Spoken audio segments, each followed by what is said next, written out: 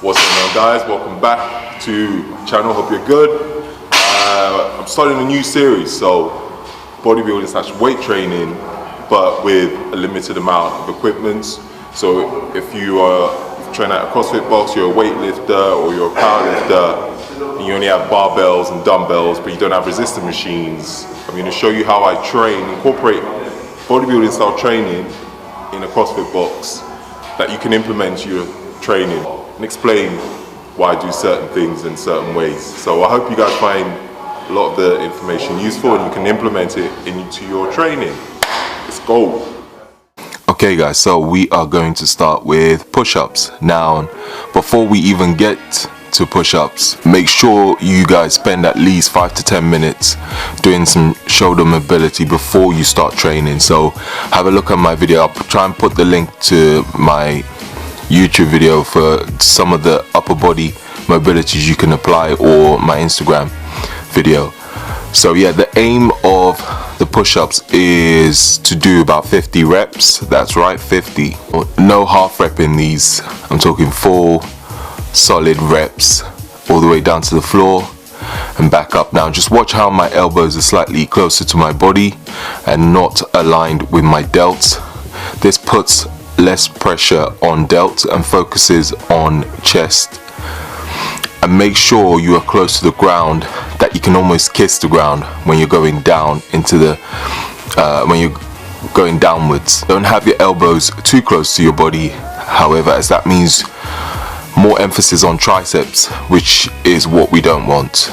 So not too close, and again, not aligned too far out with your shoulders.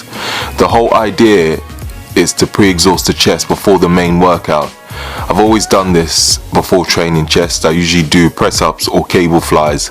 I find that it's the triceps and shoulders that fatigue before your chest, so before your chest when training. However, pre-exhausting the chest means it will fatigue equally.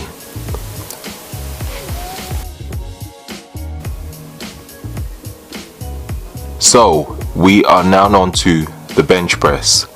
Before we start benching, I want to emphasize that this workout is all about time under tension, no ego lifting, focus on tempo, and also focus on contracting the chest every single rep.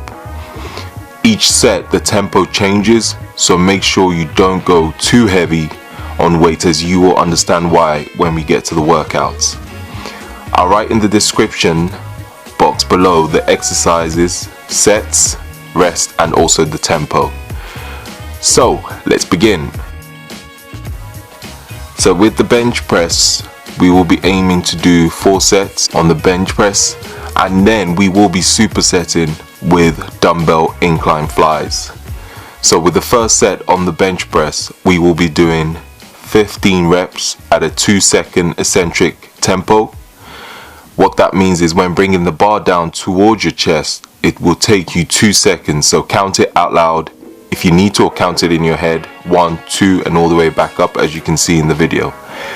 And then after 15 reps, we will be supersetting with dumbbell flies with a 2-second eccentric and a 1 to 2 second squeeze of the dumbbells at the top of the movement. Again, as you can see in the video, with the dumbbell flies, we will be doing 12 reps on all 4 sets. So you'll be supersetting every time you do a bench press.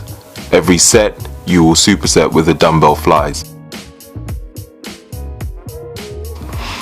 And so we're back onto the second set on the bench, and we're aiming for a 3-second tempo. The second set of the bench press and the third set, we're aiming for 12 reps at a 3-second tempo. And again, watch how slowly I'm going with the bar on the eccentric, making sure to maintain tension on the chest.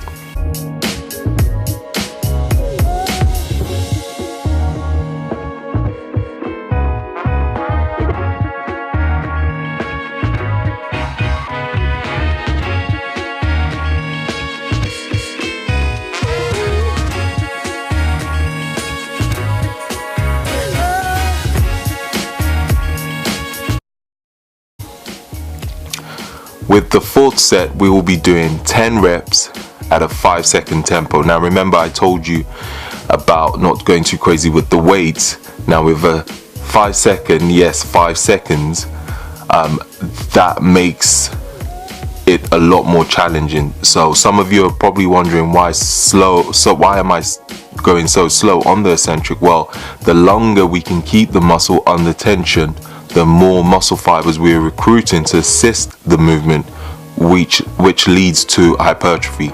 Hence, the longer you can keep the muscle under tension, the better.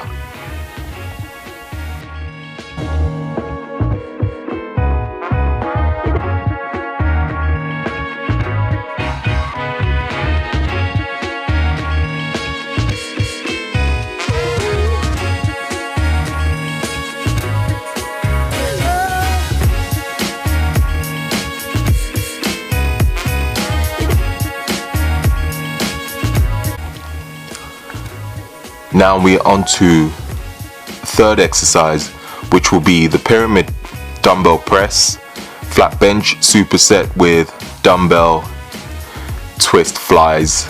I know that sounds weird, but I will explain that in the video. So we'll start with the pyramid press. I have always done the pyramid press because it puts less strain on my delts and also allows me to fully contract my chest at the top of the movement. Make sure to keep the elbows at a slight angle and not aligned with your delts.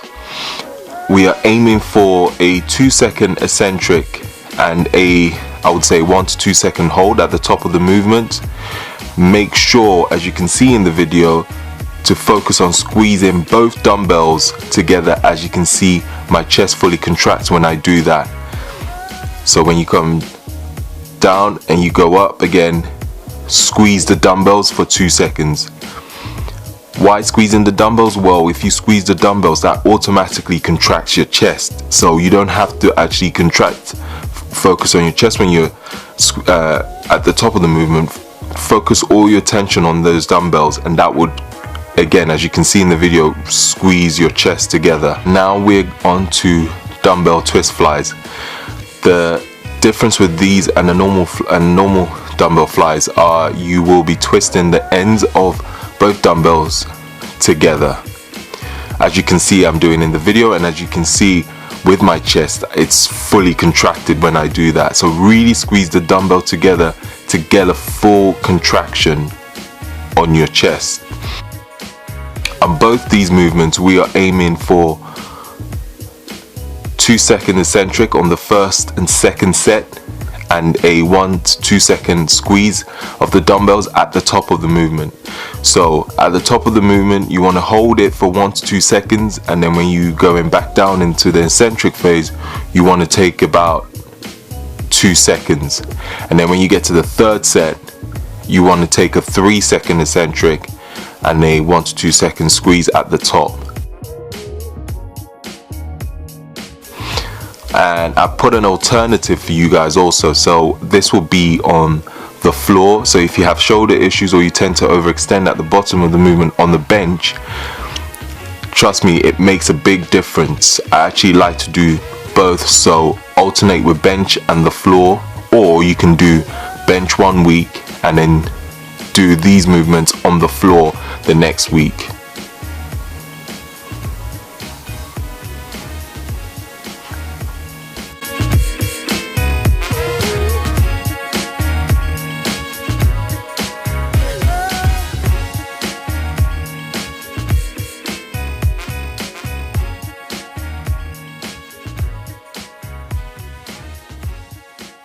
And the next exercise we'll be doing ring press ups, supersetting with bench dumbbell close grip press.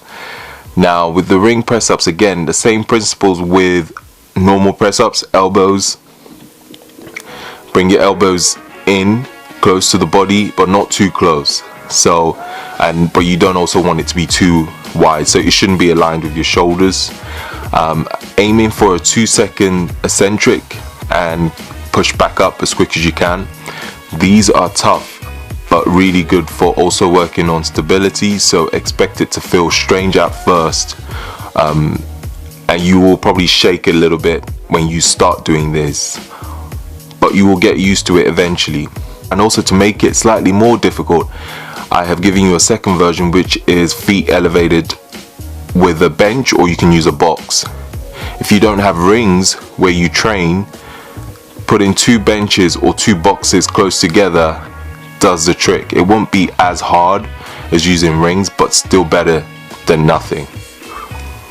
And then we'll be on to supersetting with closed grip dumbbell press.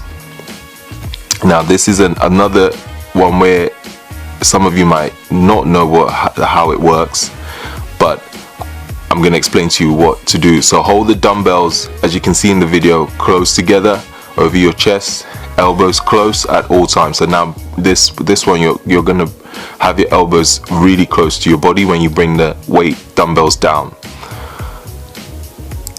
Again, we're going to aim for 2-second eccentric. Hold for about a second at the top of the movement. Remember, just like the dumbbell pyramid press, rather than trying to squeeze your chest at the top of the movement, squeeze the dumbbell together as hard as you can. Like I always say, squeeze the hell out of it like it owes you money, literally. Aim for about 3 sets on both the press ups on the rings and the dumbbell close grip press. Keep the rest pretty short, so I will aim for a 40-second rest.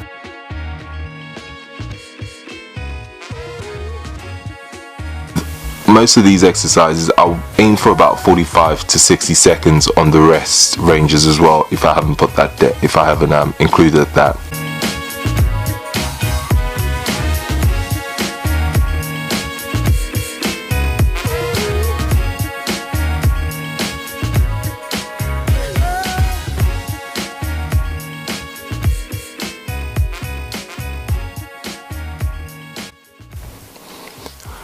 On the 5th and final workout, we're going to do some decline push-ups. I know what you guys are thinking, this dude loves push-ups. And yes, I do. This time we'll be finishing with, again, a decline push-up on a 30-inch box. So we're aiming for 50 push-ups again. However, we'll be breaking it down by 5 sets times 10 reps. Few things. Keep the rest short between each set, so about 20 seconds, no more. And also, like I said in the first push-up, make sure you can almost kiss the floor. But if, like me, your chest is twice the size, towards the end of a workout, make sure your chest touches the floor, because that's more likely to touch the floor before your face gets anywhere near the floor. So with the first set, we're aiming for 2-second eccentric, so 1, 2 down and push up. The second set, we're aiming for 3-second eccentric. The third set, we're aiming for 4-second eccentric, so 1, 2, 3, 4, push up as quick as you can.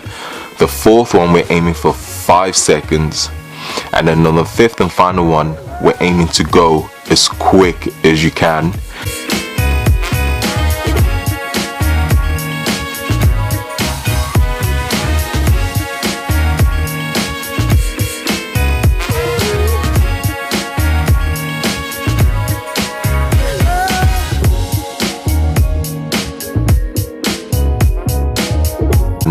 Now with this, yes, on the 5th one, you're aiming for 10 reps. However, if you can do more than 10, keep going till you literally cannot do any more. So till failure. Well, everyone, hope you found this video helpful, and hopefully you can implement this into your training. My goal is to bring you workouts that everyone from all different fitness backgrounds can do, even with limited equipment. Don't forget to please leave a thumbs up if you enjoyed the video, and leave a comment if you have any questions. Thank you for watching, and hopefully get the next training video out to you soon.